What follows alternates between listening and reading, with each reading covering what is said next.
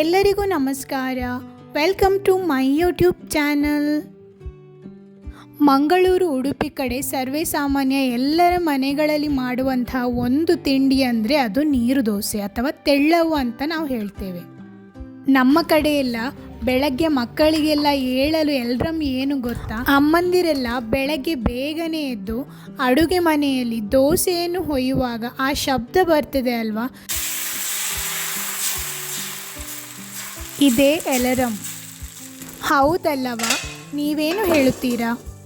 ಬನ್ನಿ, ನಮ್ಮ ಮಂಗಳೂರಿನ ಸ್ಪೆಷಲ್ ದೋಸೆ ನೀರು ದೋಸೆಯನ್ನು ಹೇಗೆ ಮಾಡೋದು ಅಂತ ಈ ವಿಡಿಯೋದಲ್ಲಿ ನೋಡೋಣ.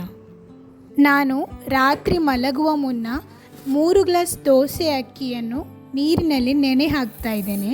ದೋಸೆ ಅಕ್ಕಿ 4 ರಿಂದ 5 ಗಂಟೆಗಳ ಕಾಲ ನೆನೆದರೂ ಸಾಕಾಗ್ತದೆ. ನಾವು ಯಾವುದೇ ಥರದ ಅಕ್ಕಿಯನ್ನು ಸಂಗ್ರಹಿಸಿಡುವಾಗ ಅದರಲ್ಲಿ ಹುಳ ಆಗ್ತದೆ ಅಲ್ವಾ, ತುಂಬ ದಿನ ನಾವು ಅಕ್ಕಿಯನ್ನು ಇಟ್ಟರಲ್ಲಿ ಹುಳ ಆಗ್ತದೆ. ಅದಕ್ಕಾಗಿ ನಾನು ಈ ರೀತಿಯಾಗಿ ಒಂದು 4-5 ಲವಂಗವನ್ನು ಅಕ್ಕಿ ಬಾಕ್ಸ್ನೊಳಗೆ ಹಾಕಿ ಇಡ್ತೇನೆ. ಇದರಿಂದ ಹುಳ ಆಗುವುದು ತಪ್ಪುತ್ತದೆ. ಅಕ್ಕಿಯನ್ನು ಈ ರೀತಿಯಾಗಿ ಚೆನ್ನಾಗಿ ತೊಳೆದು ನೆನೆಯಲು ಬಿಡೋಣ. ಬೆಳಗ್ಗೆ ನಾನು ನೀರನ್ನು ಚೆಲ್ಲಿ ಅಕ್ಕಿಯನ್ನು ರುಬ್ಬಿಕೊಳ್ತಾ ಇದ್ದೇನೆ. ನಾವು ವಾರಕ್ಕೊಮ್ಮೆ ಆದರೂ ನೀರು ದೋಸೆಯನ್ನು ಮಾಡಿಯೇ ಮಾಡ್ತೇವೆ. ಕೆಲವೊಮ್ಮೆ ವಾರಕ್ಕೆ 2-3 ಬಾರಿ ಕೂಡ ಮಾಡುವುದುಂಟು. ನೀರು ದೋಸೆ ಎಷ್ಟು ತಿಂದರೂ ಸಾಕಂತ ಅನಿಸುವುದಿಲ್ಲ, ತಿನ್ನುವ ಅಂತ ಅನಿಸ್ತದೆ. ತುಂಬಾ ಚೆನ್ನಾಗಿರ್ತದೆ, ತುಂಬ ಸಾಫ್ಟಾಗಿ ದಿಢೀರಾಗಿ ಕೂಡ ಇದನ್ನು ಮಾಡಿಕೊಳ್ಬೋದಲ್ವ, ತುಂಬ ಸುಲಭ ಕೂಡ. ಅಕ್ಕಿಯನ್ನು 3-4 ಗಂಟೆಗಳ ಕಾಲ ನೆನೆ ಹಾಕಿ ನುಣ್ಣಗೆ ರುಬ್ಬಿಕೊಂಡ್ರೆ ಆಯ್ತಲ್ವ, ಹಿಟ್ಟು ರೆಡಿ ಆಗ್ತದೆ. ಕಷ್ಟ ಏನೂ ಇಲ್ಲ. ಹಾಗಾಗಿ ನೀರು ದೋಸೆಯನ್ನು ನಾವು ಆಗಾಗ ಮಾಡ್ತಾನೆ ಇರ್ತೇವೆ. ಮಸಾಲ ನೀರು ದೋಸೆಯನ್ನು ಕೂಡ ಮಾಡಿಕೊಳ್ಳಬಹುದು. ನನ್ನ ಚಾನಲ್ನ ಮೊದಲ ವಿಡಿಯೋ ಇದಾಗಿದೆ, ನೀವು ನೋಡಿಲ್ಲ ಅಂದರೆ ನೋಡಿಕೊಳ್ಳಬಹುದು. ಲಿಂಕನ್ನು ಇಲ್ಲಿ ಹಾಕಿರ್ತೇನೆ. ರುಬ್ಬಲು ಬೇಕಾದಷ್ಟು ನೀರನ್ನು ಹಾಕಿ ನುಣ್ಣಗೆ ರುಬ್ಬಿ ಆಯಿತು. ಈಗ ಒಂದು ಪಾತ್ರೆಗೆ ಟ್ರಾನ್ಸ್ಫರ್ ಮಾಡ್ತಾ ಇದ್ದೇನೆ. ನಾನಿಲ್ಲಿ 3 ಕಪ್ ಅಕ್ಕಿಗೆ 3 ರಿಂದ 4 ಕಪ್ ಆಗುವಷ್ಟು ನೀರನ್ನು ಹಾಕಿರ್ಬೋದು. ಇನ್ನೀಗ ಇದಕ್ಕೆ ಬೇಕಾದಷ್ಟು ನೀರನ್ನು ಹಾಕಿ ನಾವು ಹಿಟ್ಟನ್ನು ನೀರು ಮಾಡಿಕೊಳ್ಳಬೇಕು. ಸಾಧಾರಣ ಅದೇ 4 ಕಪ್ ಆಗುವಷ್ಟು ನೀರು ಬೇಕಾಯಿತು. ಉಳಿದ ಅಕ್ಕಿಯನ್ನು ಕೂಡ ರುಬ್ಬಿಕೊಳ್ತೇನೆ. ರುಚಿಗೆ ತಕ್ಕಷ್ಟು ಉಪ್ಪನ್ನು ಹಾಕಿಕೊಳ್ಳೋಣ. ಚೆನ್ನಾಗಿ ಮಿಕ್ಸ್ ಮಾಡಿ.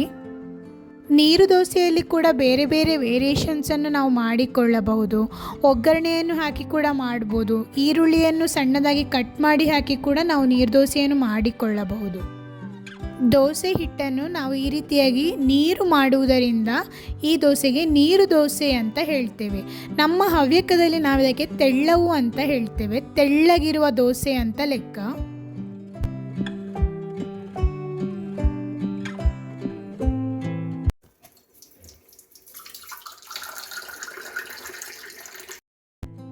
ನೀರು ದೋಸೆಗೆ ತೆಂಗಿನಕಾಯಿ ಚಟ್ನಿಯನ್ನು ಕೂಡ ಮಾಡುವ. ಬೆಲ್ಲಕಾಯಿಯನ್ನು ಕೂಡ ಸರ್ವ್ ಮಾಡ್ಬೋದು. ನಾನಿವತ್ತು ಚಟ್ನಿಯನ್ನು ಮಾಡ್ತಾ ಇದ್ದೇನೆ.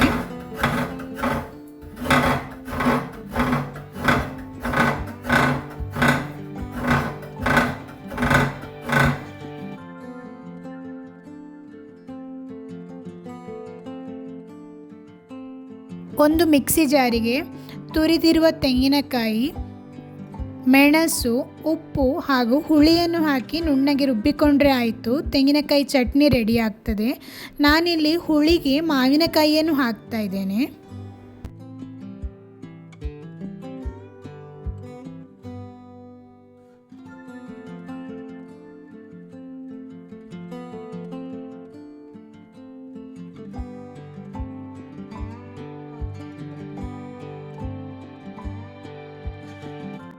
ಮಾವಿನಕಾಯಿ ಚಟ್ನಿ ರೆಡಿ ಆಯಿತು. ರುಚಿಗೆ ತಕ್ಕಷ್ಟು ಉಪ್ಪನ್ನು ಕೂಡ ಹಾಕ್ತಾ ಇದ್ದೇನೆ. ಚೆನ್ನಾಗಿ ಮಿಕ್ಸ್ ಮಾಡಿ. ನೀರು ಬೇಕಿದ್ರೆ ನೀರು ಮಾಡಿಕೊಳ್ಳಬಹುದು. ಚಟ್ನಿಗೆ ಮೇಲಿನಿಂದ ಒಗ್ಗರಣೆಯನ್ನು ಕೂಡ ಹಾಕಿಕೊಳ್ಳಬಹುದು, ಚೆನ್ನಾಗಿರುತ್ತದೆ. ಬನ್ನಿ, ಇನ್ನು ದೋಸೆಯನ್ನು ಹೊಯ್ದುಕೊಳ್ಳೋಣ. ಹಿಟ್ಟನ್ನು ಒಮ್ಮೆ ಚೆನ್ನಾಗಿ ಮಿಕ್ಸ್ ಮಾಡಿಕೊಳ್ಳಿ. ಕಾವಲಿಗೆ ಕೂಡ ಚೆನ್ನಾಗಿ ಕಾದಿರಬೇಕು. ನೀರು ದೋಸೆಗೆ ಈ ರೀತಿಯಾದಂತಹ ಕಾವಲಿಗೆ ಆದರೆ ತುಂಬಾ ಒಳ್ಳೆಯದು. ಮುಚ್ಚಿ ಬೇಯಿಸಿಕೊಳ್ಳೋಣ. ನಾನ್ ಸ್ಟಿಕ್ ಕಾವಲಿಗೆಯಲ್ಲಿ ಕೂಡ ನೀರು ದೋಸೆಯನ್ನು ಹೊಯ್ದುಕೊಳ್ಳಬಹುದು, ಆದರೆ ಕಬ್ಬಿಣದ ಕಾವಲಿ ಆದರೆ ತುಂಬ ಉತ್ತಮ.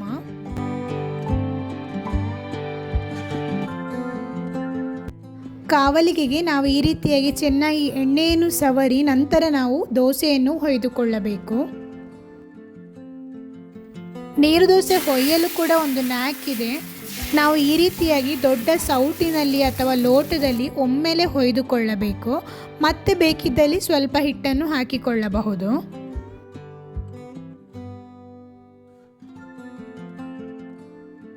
ಬಿಸಿ ಬಿಸಿ ತಿನ್ನಲು ರೋಸ್ಟ್ ಕೂಡ ಮಾಡಿಕೊಳ್ಬೋದು ಇದನ್ನು.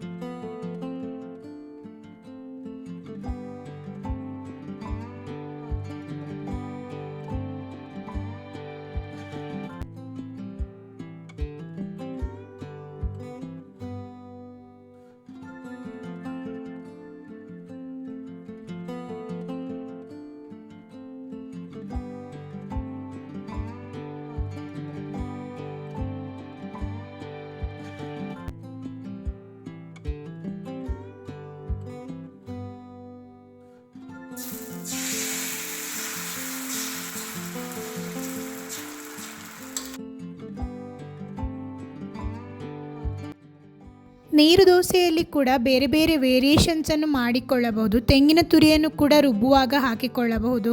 ಸೌತೆಕಾಯಿ ಹಾಕಿ ಕೂಡ ನೀರು ದೋಸೆಯನ್ನು ನಾವು ಮಾಡಿಕೊಳ್ಳಬಹುದು. ಮೆಣಸು, ಕೊತ್ತಂಬರಿಯನ್ನು ಹಾಕಿ ಅಥವಾ ಒಗ್ಗರಣೆಯನ್ನು ಹಾಕಿ ಈರುಳ್ಳಿಯನ್ನು ಹಾಕಿ ಮಸಾಲ ನೀರು ದೋಸೆಯನ್ನು ಕೂಡ ಮಾಡಿಕೊಳ್ಳಬಹುದು. ಅದರ ರೆಸಿಪಿ ಬೇಕಿದ್ರೆ ಕಮೆಂಟ್ ಮೂಲಕ ತಿಳಿಸಿ.